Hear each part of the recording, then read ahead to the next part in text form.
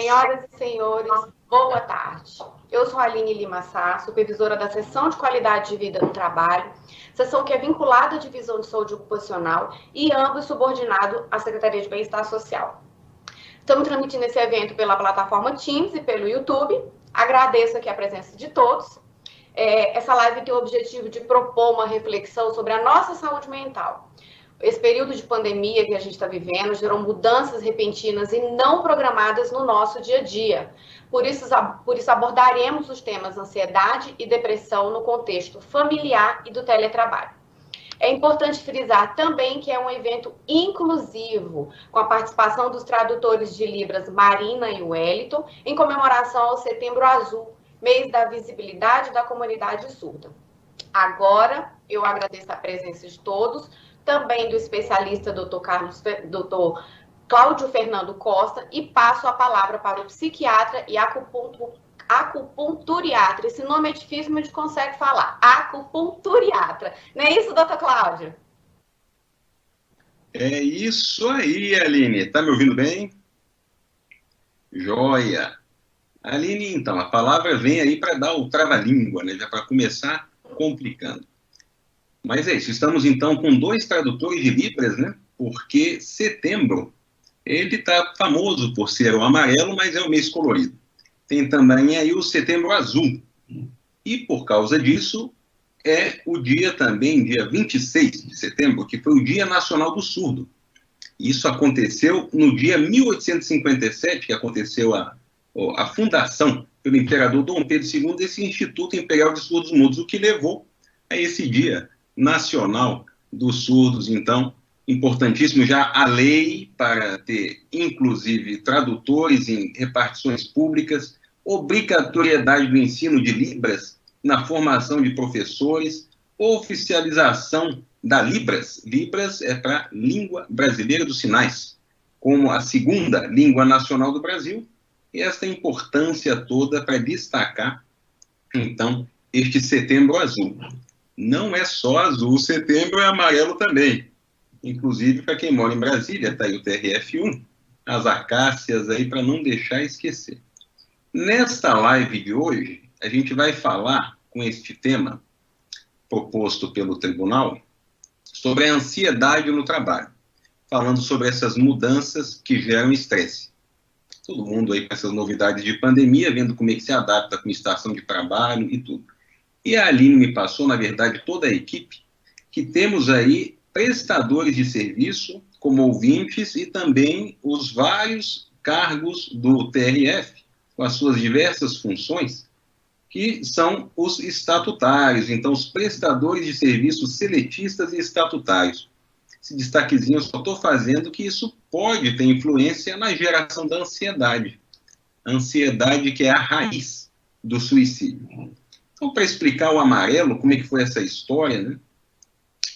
Isso começou, não foi no Brasil, mas foi um jovem que tinha um carro amarelo, teve a morte dele num acidente provocado por si próprio, e o amarelo a transtorno mental. Ainda assim, o Brasil está no grupo de países com baixa taxa de suicídio. E nessa live, como tem a ver aí com relações de trabalho, tá aí a medicina do trabalho envolvida, né, o setor de trabalho, e essas mudanças que ocorreram aí no sistema da pandemia, eu vou fazer um paralelo do suicídio, que muitas vezes não está tão perto da gente, a gente às vezes não conhece ninguém que tenha aí algum evento na sua rede principal, mas a ansiedade essa é impossível, né? A ansiedade está aí para todo mundo, nos seus diversos níveis, cada qual tendo a manifestação a depender da sua predisposição, da sua vulnerabilidade. Então, é este o Setembro Amarelo. As duas campanhas, Setembro Azul e Setembro Amarelo, com esta função de atentar, chamar a atenção de todos para melhorar as relações humanas, as qualidades de trabalho, observar em quem está do lado, quando começam a surgir os sintomas, para se perceber, então, precocemente aí, onde está a ansiedade, onde está a depressão. Depressão é a maior causa que leva ao suicídio, com relação aos transtornos mentais, e isto para que se previna. O objetivo é a prevenção, né? Menos sofrimento, já há muita confusão nessa vida de todo mundo, com as suas atribulações, e aí você percebendo quem está do lado pode fazer uma intervenção com aconselhamento, quando for necessário, ou se não for fazer nada, saber que tem 188. Só botar suicídio no Google, que é o primeiro link que aparece.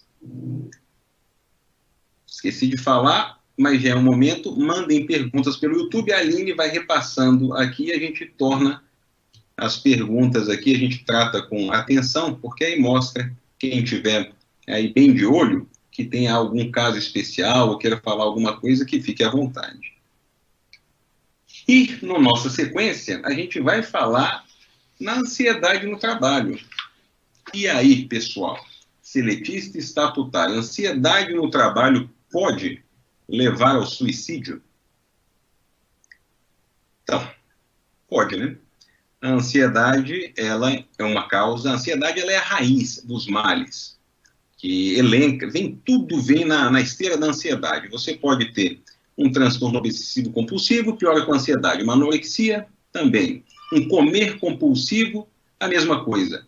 E dores, né? Uma lombalgia, também piora. Começa tudo com uma alteração de sono, uma cefaleia, mas a mente da pessoa ficando tomada por pensamentos ansiosos acaba as alterações.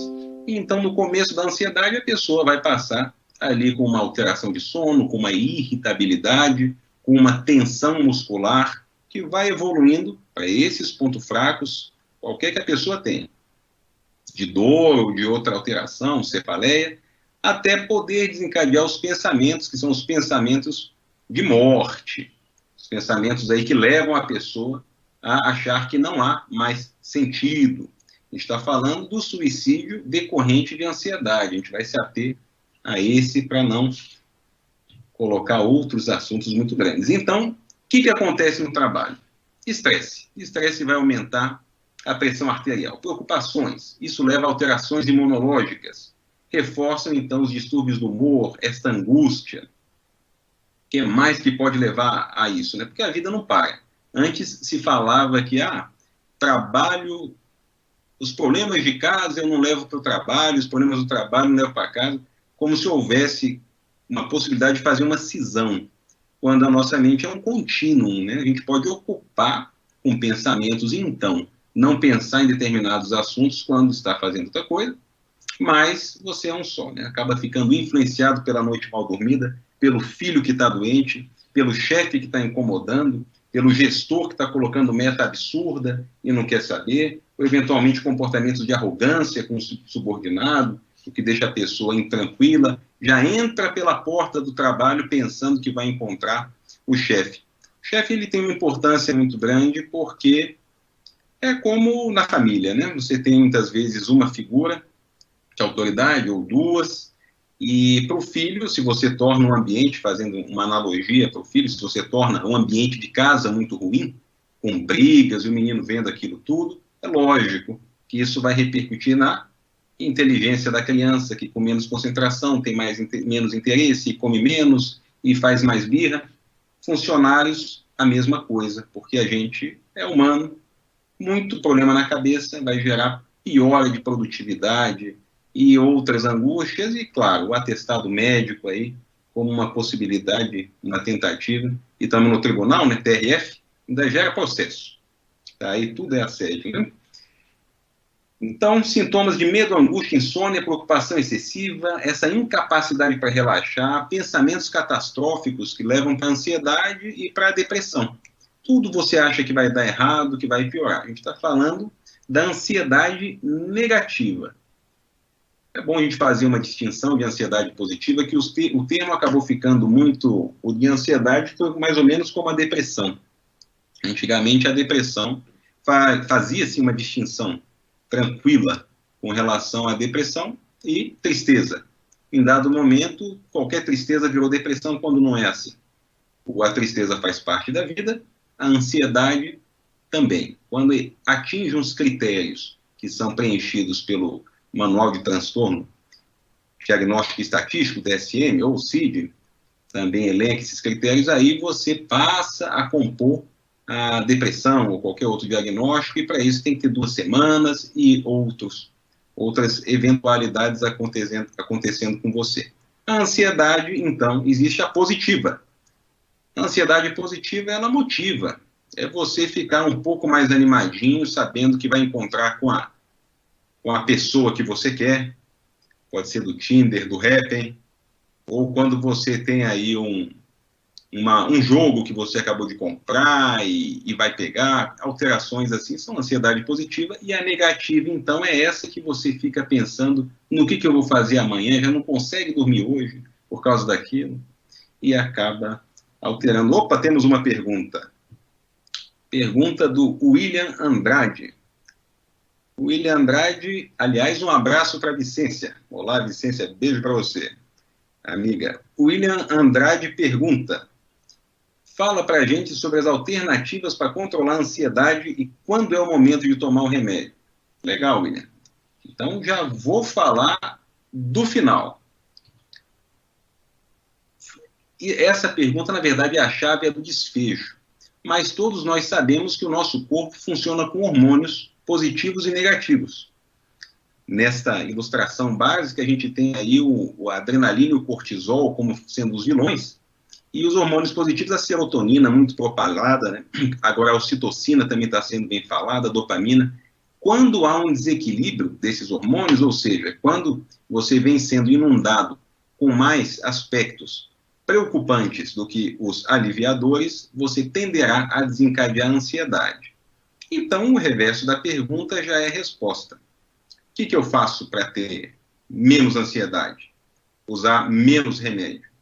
Você pode abrir mão de uma série de atitudes comportamentais. Vão passar por meditação, vão passar pelo planejamento, e agora eu vou deixar em suspenso, porque eu vou voltar nesse assunto na última parte, falando do PENTA, que é um anagrama que facilita a gente falar sobre todos os aspectos sem esquecer.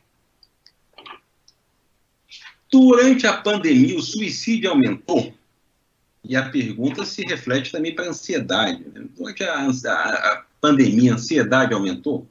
Meio óbvio, né? Além de conflitos familiares com agressão doméstica, prejuízo para a criança, também que está nessa situação de abusos, também aumentou aí o índice de suicídio, de acordo com a estatística de Michigan, e também de ansiedade, mais ou menos uns 30%. Aumentou a ansiedade, foi nessa proporção, estresse e ansiedade. Por quê? Porque a pessoa acaba ficando muito envolvida com a situação de jornal e tudo aquilo na cabeça, e muitas vezes imprensa aumentando em muito, né, a situação. Isso é complexo, a gente vai comentar também no desfecho sobre o papel do PENTA, de escolher programação, para você não ficar inundando a sua mente com assuntos que não interessam. Pelo contrário, é o que tem que ser feito. Então, briga domiciliar, suicídio, ansiedade aumentou. Foram todos aí os índices que aumentaram. O que alterou com essa pandemia? Né? Para quem trabalha no TRF, já tem que seguir as metas para o CNJ, que às vezes vem metas que são factíveis, certamente vai ter algumas coisas que, opa, está demais, por si só já causa uma ansiedade. Mas houve para todos, ou quase todos, né, que fazem trabalho administrativo, ou com o papel, né, tudo digital, mudança recente para o trabalho à distância. E teve essa lei, né, de 2018, teletrabalho, uma resolução recente. Então você tem aí que adaptar a estação de trabalho, tempo, espaço, o ambiente, tem o filho, tem a mulher, muita gente não compreende, muitos domicílios, né, ficando preparados com reforma para ter um ambiente que seja ajustado, filhos em casa. Então essas mudanças, muitas pessoas têm uma dificuldade maior para ter uma adaptação, inclusive preferem trabalhar num ambiente que seja o do trabalho, sair de casa, ter uma rotina. Então, o que essas pessoas podem fazer? Esse tempo agora já fizeram, se não fizeram ainda está em tempo. É instituir as rotinas com babá, com horário, com conversa com todos os familiares, né, para reservar aquele espaço do trabalho, pelo menos ali um ambiente, uma plaquinha na porta para dizer que naquele momento não ser interrompido. tomar banho, mudar de roupa, para simular. Para algumas pessoas isso é muito importante. Também é interessante dizer que muita gente está achando é muito bom, porque permite que não tenha esse gasto de tempo com banho, arrumação, sair de casa, tornando aí tudo mais fácil para fazer. São pessoas que têm, então, um potencial de adaptação mais fácil, o que tem que ser valorizado. Brigas domiciliares no domicílio, eita confusão. E o suicídio, que é o grau máximo aí, não muitas vezes da ansiedade, ainda que o suicídio entre, muitas vezes seja cometido sob impulso, tem um fator de impulsividade bastante envolvido, o suicídio e a ansiedade, então, acabam tendo este papel aí de aumento, porque a pessoa ansiosa pode ficar depressiva, ficando depressiva, não vendo mais o jeito de ter resolução dos seus problemas, não vendo mais luz no fim do túnel, vai procurar isolar-se. Muitas vezes a pessoa não fala que quer se matar, que ela só quer sumir, mas pode ter um desfecho letal quando toma muita medicação ou procura algum outro método mais violento. E aí, você que está aí com um coleguinha do lado, de trabalho, com um amigo, ou no ambiente familiar, quais são os sinais que uma pessoa pode passar para você de que ela está precisando de um auxílio? O suicídio para a ansiedade. Quais são os sinais? Muito bem.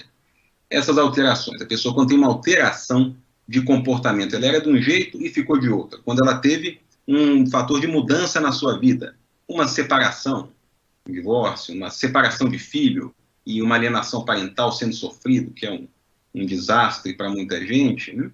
Ou teve um luto qualquer por alguma outra perda. Então, esses são os fatores que você já olha, opa, se passar de um tempo razoável, se a tristeza ficar ali cada vez mais vindo de uma forma recalcitrante e cada vez mais intensificada, vê-se aí que as portas aí para as doenças decorrentes da ansiedade vão aumentando, vão se abrindo. E com isso, a possibilidade de depressão, uso de droga, também, uso de álcool está muito associado a suicídio, e então a morte. Então vejam aí que a ansiedade, a depressão, o suicídio, está todo mundo ali perto. Perto. Para algumas pessoas é muito longe, depende do tipo de ansiedade, algumas variações. Então, sinais de alerta. Pessoas se sentem fracassadas, há uma desesperança em relação ao futuro, e a pessoa, então, apresenta aqueles sintomas de taquicardia, um coração acelerado, falta de concentração, e todos aqueles que a gente falou no começo, de sensação de nervo à flor da pele, que é irritabilidade, briga mais fácil, e acaba comendo mais para compensar. Então, esses são os sinais de desregulação. Observando que uma pessoa está assim, qual que é a conduta, o que você faz? Depende, claro, da sua proximidade, mas vai desde indicar o número 188, no caso do suicídio, quanto indicar aí o suporte para tratamento psicológico, psicoterapêutico, psiquiátrico, e também sair, vai fazer aquela parte comportamental. Ah, mas tem que ir para profissional? Mas claro que não. Se você tem um bom amigo, você pode explorar as funções do bom amigo, de sair para algum lugar, para jogar aqueles hormônios positivos que a gente falou. Vai tomar o chá, vai fazer yoga, vai inventar fazer um esporte novo, vai escalado, ciclismo. E aqui a gente já vai evoluindo para as pessoas que falam assim, também, continuando nesse pensamento aí do que fazer, como ajudar a pessoa. As pessoas, elas podem falar, isso funciona para ansiedade e para suicídio, né? Para o suicídio um pouco mais intenso, mas funciona. A pessoa fala assim, vou sumir. Às vezes ela não fala, quero morrer. Pode falar. Ela fala, vou deixar vocês em paz. Com ansiedade, isso pode acontecer até num mecanismo de manipulação, né? A pessoa quer fazer ali uma vitimização para ter um ganho, mas às vezes não é. Então tem que se encarar isso da forma como se fosse sempre verdade.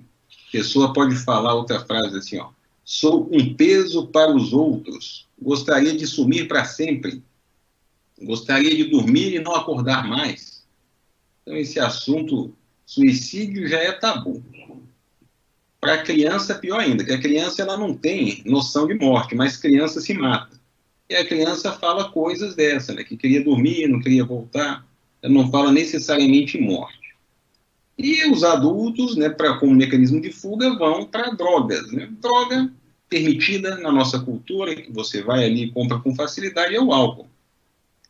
Muitas vezes até tido como uma liga cultural tão forte que a nossa cultura tem com álcool que fica parecendo muito normal o uso. Mas para muitas pessoas com predisposição ou com alguma alteração de ansiedade basal, acabam usando o álcool, o vinho para dormir e acabam achando que estão dormindo melhor e, claro, vão desenvolver abstinência, o padrão do sono fica alterado, o sono provocado pelo álcool não atinge os estágios naturais, as fases do sono comum, e isso já é também um sinal. Está bebendo, está precisando de fazer esse subterfúgio, usar essa droga para induzir sono, fique de olho, porque a tendência não é melhorar espontaneamente. Então, quem quer ajudar uma pessoa dessa, primeiro ajudar não atrapalhando, né? Muita intromissão pode ser chato também. Cada pessoa tem seu mecanismo, cada personalidade é uma, mas você pode influenciar as pessoas ou falar com pessoas que possam fazer aí uma aproximação direta. No caso do TRF, temos aí o setor do trabalho. E o setor do trabalho, sem dúvida, haverá alguém atencioso da belíssima equipe que entrou em contato comigo, certamente estão lá para ouvir e conduzir. Conduzir para um psicólogo, conduzir para um psiquiatra, para o médico do trabalho, do TRF, e aí dar um desfecho que seja positivo, antes que a situação acabe levando a atestado médico e pequenas tragédias, com prejuízos para todos. Se você não quer fazer isso, de orientar dessa maneira, porque para muita gente, você tem que ouvir, né? Essa é a recomendação. Muitas pessoas não têm que ouvir, elas não querem, não estão prontas, não têm nenhuma afinidade para ouvir lástimas dos outros, e ouvir, por sua vez, é um mecanismo que funciona bem para muitas pessoas, saber expressar o que está sentindo, para quem está ali angustiado, o ato de falar, algumas pessoas preferem escrever, isso leva à tranquilização emocional. Então, se você não é um bom ouvinte, fale para a pessoa ligar para o 188 ou fale para ela pagar o chá e o almoço para um amigo. Fazer alguma coisa que promova esta liberação dos bons neurotransmissores. E como controlar a ansiedade e os fatores que geram estresse? Agora a gente já vai voltando aí para as estratégias. Mas antes disso, eu vou ler a pergunta do Marechal Oliveira. Ele pergunta assim: quais os efeitos a longo prazo os remédios de ansiedade podem deixar no organismo? E ele aí elenca o alprazolam, Donarem e a trazodona. Na verdade, Donarem e trazodona, mesma coisa. Podem, na pior das hipóteses, gerar demência, Alzheimer? Vamos dar o espacinho para a medicação agora, né? Que é a segunda pergunta, né? Qual a hora certa de usar a medicação? O que a medicação causa? Então, efeito a longo prazo do alprazolam. Alprazolam é o tarja preta que você citou aí, o único tarja preta. Os tarja preta, Rivotril é o mais famoso de todos. Alprazolam é amigo dele, diazepam também. O nome do Rivotril é clonazepam. Então, esses são da mesma famíliazinha. Eles podem, há estudos que indicam prejuízo de memória, prejuízo de equilíbrio a longo prazo. Essas medicações, elas são curiosas, né? Não é para passar de 6 meses usando indicação de bula, 8 semanas, mas as pessoas protelam, postergam o uso dessas medicações e não é positivo. Cada vez precisa de mais, claro, cada organismo é um, às vezes fica estabilizado ali com uma dose, mas ele é para usar de uma forma pontual. O prazolam não é para usar depois ali de 2 meses, já está errado se está continuando. A ideia é reduzir e reduzir do jeito certo, reduzir com um tempo adequado, porque senão também pode causar aí alguma alteração. E o antidepressivo trazodona é muito bom, além do todo sono, ajuda nessa parte. Os antidepressivos, eles têm uma ação, né, fala assim antidepressivo, mas eles têm uma ação ansiolítica, né? Muito costumeiramente as pessoas pensam, mas por que passou antidepressivo se eu estou ansioso? mas é porque tem, eles agem em receptores que são parecidos, né? Serotonina é o que é o mais explorado, né? A teoria da serotoninérgica, de depressão, ansiedade. Então, esta medicação é uma que é segura para usar em um longo prazo. Mas bom é usar nada. Então, você pode, num primeiro episódio depressivo, retirar a medicação depois de um tempo, feita a cura. Você só posterga o uso no segundo episódio. E a partir do terceiro episódio que você já pensa no uso mais continuado, que pode, então, funcionar como funcionam os antihipertensivos, né?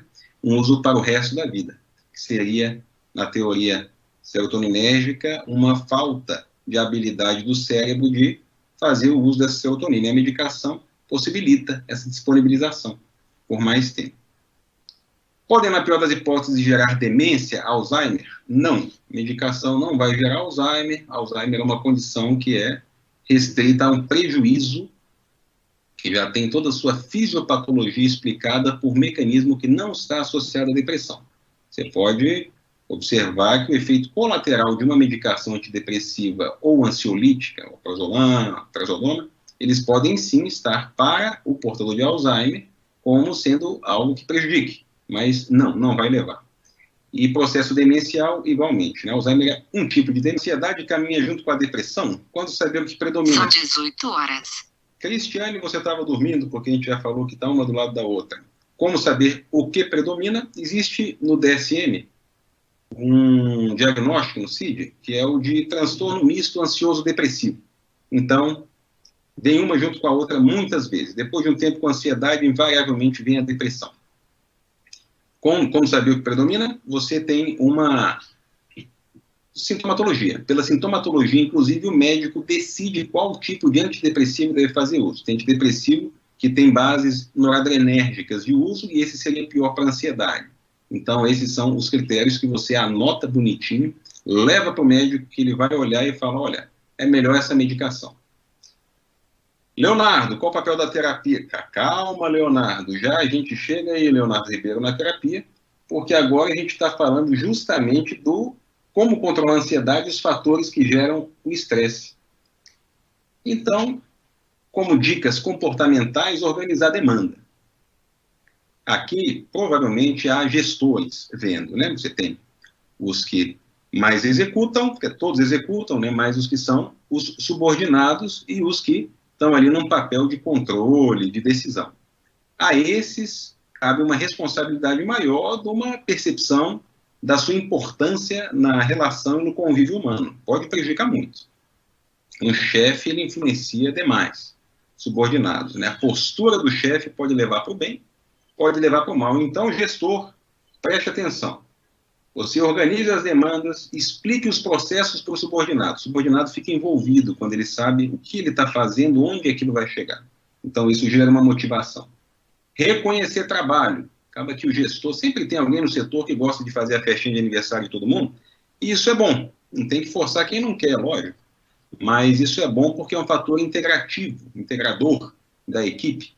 E então o chefe facilitar esse tipo de condição. Vai fazer a festinha, vai encomendar as esfirras do Habib's, vai comemorar aí, vai reconhecer a meta que foi batida. E agora a gente já vai falar desses passos todos que acabou, então, o Leonardo de perguntar o papel da terapia nisso tudo. Eu vou falar do sistema PENTA, que observa aí as distorções cognitivas que podem acontecer. Distorção cognitiva é quando você começa a ver uma situação, enxerga de uma forma que ela é prejudicial.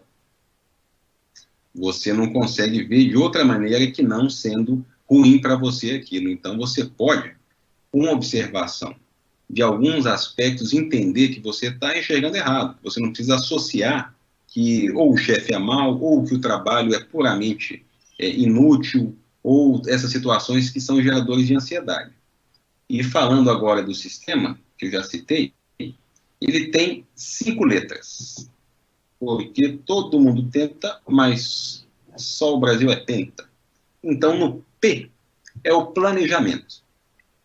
No planejamento, a gente agora já se encaminhando para o final da exposição com as soluções. E aí, o que eu faço, para onde eu vou, né? Agora são as soluções. E aí a gente vai falar da terapia aqui no meio, é o T. Mas do planejamento é você saber o que você vai fazer no período seguinte, não é nem no dia seguinte. Se você não sabe o que você vai fazer amanhã, à noite, depois de um tempo, claro, primeiro e segundo dia de férias são uma coisa, mas depois a sua mente fica querendo alguma informação, ela quer se encher de alguma coisa.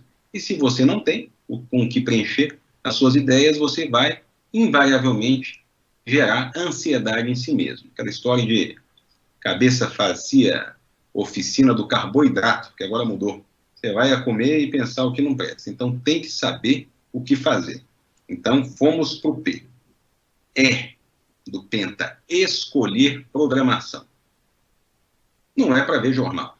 Não é para ouvir, ficar o tempo todo num jornal que consome, que faz especulação baseado em dado que não tem nem como ser confirmado. Isso eu estou falando de uma forma geral, nada específico. E ainda que aquela informação seja completamente autêntica e verdadeira em todos os aspectos, para a pessoa que já está sensível, é uma exposição desnecessária a um problema que ela não vai saber o que fazer, porque ela não tem poderes. Sua cabeça frente a um poder que você não pode resolver vai ficar tensa, e vai ficando ansiosa e vai desencadear taquicardia, dor de cabeça, tudo. Ah, mas como é que eu vou me informar? Olha, tem tantas maneiras, né? E o básico todo mundo já sabe, porque não tem jeito de escapar da informação básica. Então, o WhatsApp entra nesse mesmo caminho. Vai ficar em grupo de WhatsApp sensacionalista, com algum amigo, um familiar mandando e botando notícias que apavoram, que o fulaninho morreu, que aconteceu isso, aquilo outro. Então, escolher programação é desviar, reavaliar e parar de ver bobagem. N dos neurotransmissores. O N, então, com esta palavra, neurotransmissores, é para evocar a ideia da necessidade de liberação de neurotransmissores positivos. Como que você faz isso? Você tem meditação, agora mindfulness está mais em voga, mas sempre houve processos meditativos e de relaxamento. Vai ver o azul do céu, vai ver o verde da planta. Isso, o pessoal gosta de cachoeira, né, de praia, não é à toa. Esse contato com a natureza faz essa liberação de neurotransmissores positivos. Você vai fazer atividade física, principalmente atividade física extenuante. Você faz ali, como exemplo, uma corrida intensa de 10, 12 minutos, quando você sente aquele relaxamento, que você está cansado, sentado, isso está um transmissor positivo na cabeça. Relaxamento que vem depois, né, não é em vão e ajuda nessa balança de não ficar ali com os hormônios negativos predominando. Então, falamos do N. No neurotransmissores, uma miríade, né? Você tem que rir. Então, se você leva amanhã, agora não dá, né? Porque está em teletrabalho. Mas se você leva a caixa de bombom para o seu ambiente de trabalho e distribui para todo mundo, você provoca essa satisfação, né? Tanto você que está oferecendo aquele prazer para os demais e todo mundo falando com você e tudo, ou seja, uma solução rápida e barata para você melhorar o ambiente e jogar neurotransmissor positivo na sua cabeça. Quero ver alguém no chat falando mais. Aline, me passa aí quais mais ideias o pessoal tem aí de liberação de neurotransmissores. E aí a gente chegou no T, da terapia, do Leonardo Ribeiro. Terapia é imprescindível. A gente pode, inclusive, imaginar que o processo psicoterapêutico pode e deve preceder o uso de medicação. A medicação, ela não tem a capacidade de alterar o pensamento. A medicação atua na neuroquímica cerebral com o objetivo de diminuir impactos. E isso pode ser muito útil para a fase e como cada pessoa funciona. Algumas pessoas, de fato, podem passar por um momento só com medicação, sem precisar de organizar pensamento ou de aprender novas formas com a terapia. Mas a terapia divide-se também, né? Então, quem foi a um psicólogo e não gostou, tente outro. E que psicólogo tem várias linhas, simpático a cognitivo-comportamental, que ela pega onde você quer chegar, onde está ali aquela distorção cognitiva, ou qual que é o seu objetivo, faz um treinamento para recapacitar. Então, a terapia é o que tem que ser feito. Para quem não tem uma terapia, eu coloco até nesses meus escritos do Penta, que um bom amigo tem esse papel.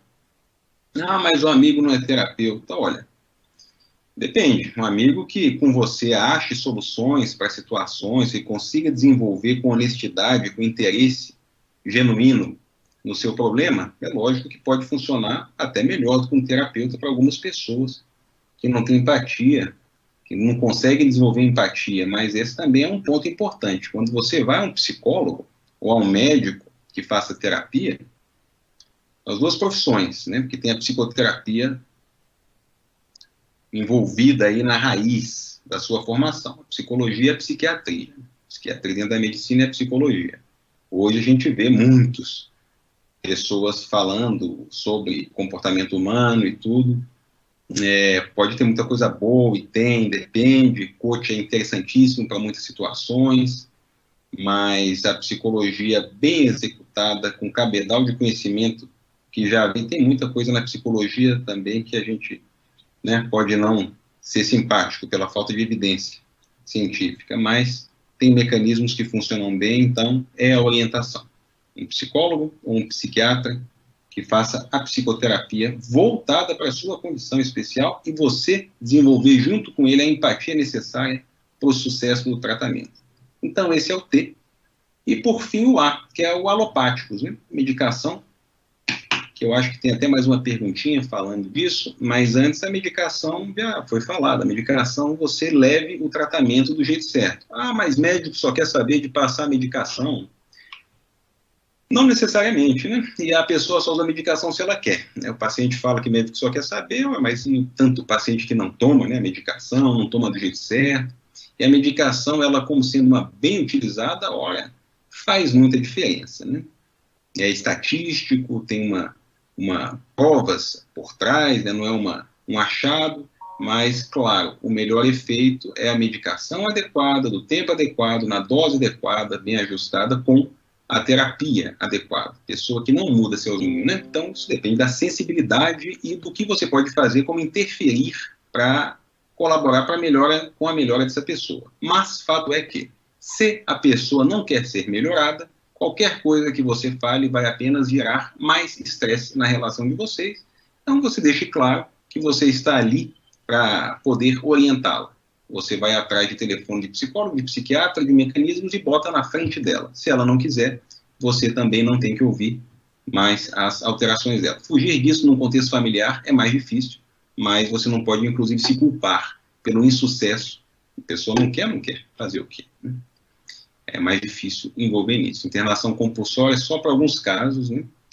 E é isso aí. Rafael Filho, chefes controladores causam mais burnout em seus subordinados? Rafael vem com a pergunta que já é retórica aí, né, Rafael? Burnout, ela é uma condição de se explodir para fora.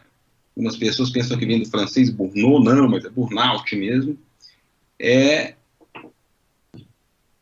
isso aí, é o efeito máximo de estresse, e o burnout está muito ligado, mas não necessariamente, mas está muito ligado com relações de trabalho. Então, chefes que sejam extremamente, cobrem demais, não entendam o espírito da equipe, não promovam tudo aquilo que a gente falou, né? Uma valorização, que dificultem festinhas ou que tenham ali aquelas características narcísicas, né? Querem aparecer demais, querem fazer... ser o controlador de situação. É lógico que você inibindo a criatividade, a outra pessoa, ninguém é robô, vai causar mais estresse e para algumas pessoas pode levar a esse esgotamento mental que é decorrente do burnout, faz parte do burnout. Rafael Filho de novo, estamos na era das compulsões ou da dopamina? Eu não sei, Rafael, o que é a era das compulsões, né? As pessoas, elas procuram aliviar suas tensões de acordo com que o cérebro delas está ali como ponto fraco. Então, a pessoa pode sim ter uma compulsão alimentar, a pessoa pode ter uma outra compulsão de roer a unha, por exemplo, uma onicofagia, ou até uma compulsão, que está em outro capítulozinho ali do DSM, mas de ficar verificando alterações faciais, procurando ali algo para mexer sempre, que já vai para o transtorno dismórfico corporal. Mas em todos esses casos que tem traços de compulsão, seja para uso de droga, seja para procurar erros em si mesmo, sim, isso tem a ver com desregulação. Dopamina, ela é um neurotransmissor que a gente exemplifica falando como se ele fosse bom. Mas o excesso de dopamina causa alucinação, é a base da esquizofrenia. Mas dopamina ela é boa, do jeito certo, no lugar certo do cérebro. Vab Borges 69. A acupuntura ajuda no tratamento da depressão? Olha, Vab Borges aí querendo... Obrigado, Vab Borges. Né? A acupuntura é uma especialidade médica, que eu também tenho, e a acupuntura, sim. A acupuntura é a acupuntura executada pelo médico. Os médicos são os habilitados, né, para executar os diagnósticos e, então, um bom tratamento. A acupuntura feita com as premissas científicas, tudo certinho, sim, ela pode ser um coadjuvante para a depressão. Agulhas no local certo para pessoas que tenham o efeito adequado, cada pessoa responde de um jeito, podem levar a melhora de ansiedade e depressão. Há estudos que já têm, estudo também, né, tudo é estudo, mas há estudos que têm bonitinho comprovação para isso. Mas não prescinde do uso da medicação. Tem que usar associado também, porque a acupuntura você não vai fazer todo dia. A liberação dos hormônios pela acupuntura dura 3, 4 dias para a maioria das pessoas, e a medicação é uma forma autônoma de você fazer este controle na sua mente. Então, a acupuntura é uma belíssima estratégia para esse tipo de controle. Aliás, quando você está 25 minutos, meia hora deitado na maca com uma boa música, você está também botando a sua cabeça de outra forma. É o seu momento de refletir algumas coisas, aprender a usar áudio de relaxamento, que também é um recurso interessantíssimo. Então, sim, tratamento pela acupuntura com um médico especialista competente é, sem dúvida, muito bom. Nádia Caminha. Chás e florais efetivamente trazem resultados? Sempre eu tenho que respirar um pouco fundo para respirar, para falar sobre isso. Então, Nádia, alguns chás, você tem os fitoterápicos, fito é planta, que sim, eles têm uma ação sedativa leve, como, por exemplo, camomila. Então, isso pode levar, passiflora, que é a maracujina, que é o maracujá, podem levar a alguma mudança pequena? Podem. O ritual é que é muito mais forte para o relaxamento. Né? Você pega o chá quente, bota ali na cama, você já desligou os eletrônicos, então esse processo todo faz você ir associando que o chá e tudo causa um relaxamento e, sem dúvida, vai fazer esse efeito. Mas não, um chá, numa quantidade adequada, normal, aí, qualquer, de um fitoterápico que esteja no memento, não vai tomar planta desconhecida. Ele não vai causar uma sedação profunda, é incapaz. Floral, ele só pode trazer os resultados no nível placebo. Do ponto de vista farmacológico, não tem função o floral, porque é ineficaz. Né? Mas, ainda que venha muito bonito nos escritos da bula, inclusive para alterações de personalidade, não. Mas se você também faz um ritual com floral, você dá poder à medicação, aí sim o efeito placebo, que é muito forte, pode ser utilizado. Mas só de falar para você agora já perde poder, né? Porque aí o placebo vai ficando mais fraco, mas ainda assim algumas pessoas preferem e gostam. É isso aí, Nádia. Maria Elizabeth, boa noite. E a constelação empresarial e familiar pode ajudar? Então, há formas diferentes que pessoas executam essa estratégia de constelação de familiar. Né? Começou com a familiar, e agora já tem em tribunais, né, se usa com um bom efeito.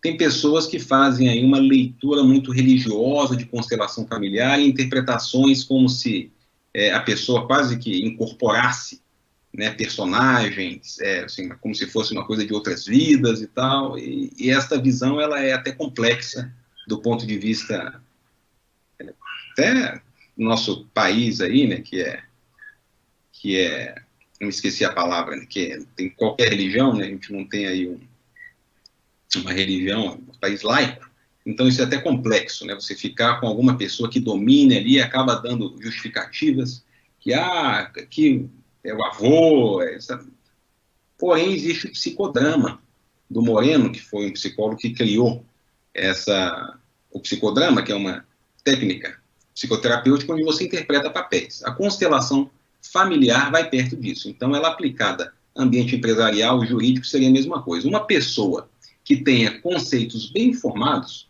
preferencialmente um psicólogo sem influências religiosas, pode ser um recurso se todos naquele ambiente gostem deste método. Daniele Lima, um fator genético nesses casos da depressão? Se há um fator genético, sim, para depressão, suicídio, inclusive o histórico, né? Se você tem aí um pai, uma mãe, familiares, você pode começar a caçar que tem raízes para trás. Mas a genética, hoje ainda não se sabe o quanto ela pode ser poderosa num caso de depressão e ansiedade, ou o quanto você pode eliciar com os outros fatores. O que faz a mente do humano é o biopsicossocial. Então, influências sociais, as biológicas são as genéticas, e a psicológica, como a pessoa encara aquela situação, são determinantes e, em si, um mesmo evento acontecendo vai ter um resultado que seja muito ruim ou não. João Paulo Fernandes Vieira, a suplementação com triptofano serve para ansiedade? Então, você só poderia, teoricamente, suplementar alguma coisa que está em falta. E, a despeito de ser possível fazer algumas dosagens, inclusive laboratórios famosos fazem até de dopamina, isso é muito mal interpretado. Então, se alguém pede essa medicação, esses exames, seja médico, nutricionista, ortomolecular, não, para a psiquiatria não é assim. Você tem usos que são mais específicos para situações que você tem que fazer diagnóstico de outra forma e não com mensurações sorológicas. Então, não dá para fechar que não, essa sua resposta, mas não dá para dizer que sim, triptofano é o precursor da serotonina. Vamos lá para mais perguntinhas. Aline Laico. Marília Mello, yoga também é um bom coadjuvante no tratamento da depressão? Eu acho sim, perfeito. E yoga tem diversas situações, né, diversos ali formatos, né? Você tem Laya Yoga, e você tem umas que são mais para os asanas. Sim, yoga é muito bom. Pode fazer em casa, pode fazer sozinho, acho muito bom. E além da elasticidade, né? Essa promoção, acho que faz uma diferença, isso de você movimentar a articulação de determinadas maneiras, isso promove aí uma longevidade, eu tenho essa impressão. Rafael Filho, alguém consegue viver sem receber nenhuma validação? Qual a relação da autoestima com o risco de suicídio? Então, Rafael, há personalidades, né? Há o transtorno de personalidade antissocial, há o transtorno de personalidade dependente, né? O dependente seria aquela pessoa que precisa de muita validação. O antissocial seria um mascarado, né, que usa recursos sociais, engana, se traveste e emoções e tudo, mas no fundo não tem um apego com a maioria das pessoas, só com as situações que lhes interessa, tem egoísmo predominante. Mas, de uma forma geral, pessoas normais precisam, né? A gente é humano, bicho, ser gregário, sociável, né? Pessoas mudam, né? Podem ter limitões, situações de isolamento, mas, de uma forma geral, precisamos da companhia uns dos outros. A gente está em cidade, não é à toa, né? Todo mundo se junta porque gosta de ver outro humano, gosta de interagir.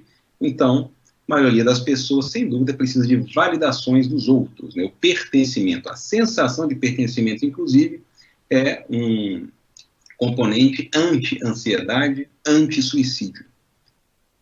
A Aline pergunta, como detectar sinais de depressão e ansiedade nos adolescentes? Adolescente realmente é um caso especial porque existe, já foi relatada, né, já colocada aí com critérios também, a síndrome da adolescência.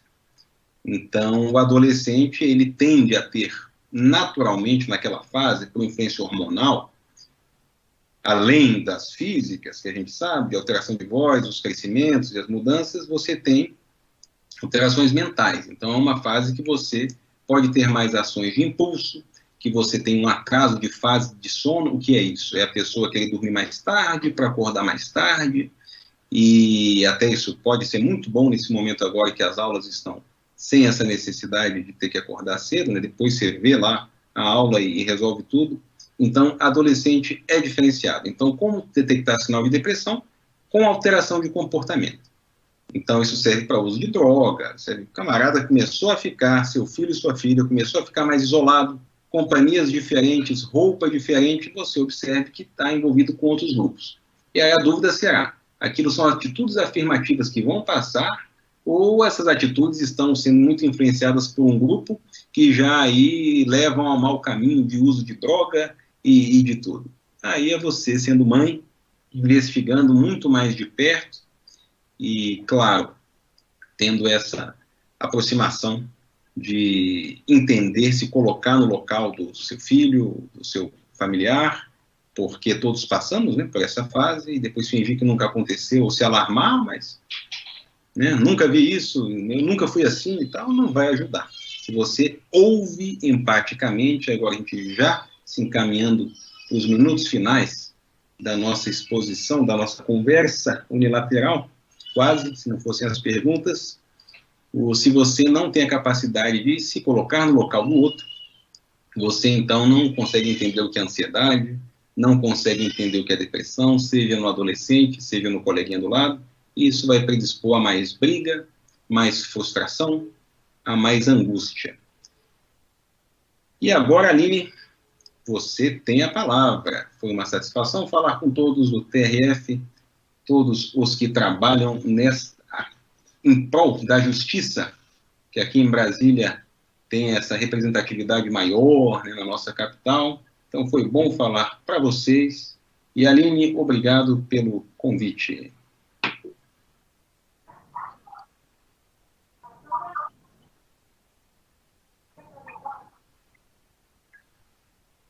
Olha, para quem é de Brasília, pode ter oportunidade de ser atendido pelo Dr. Cláudio. Quem não é, e também quem é de Brasília, também pode acompanhar os trabalhos do Dr. Cláudio pelo Instagram, @claudiofcosta.psiquiatra. Nós vamos deixar fixado no primeiro comentário os dados do especialista. Agradeço a presença do Dr. Cláudio, agradeço também a presença dos tradutores Marina e Wellington, e obrigada a todos que nos acompanharam até agora. Até a próxima!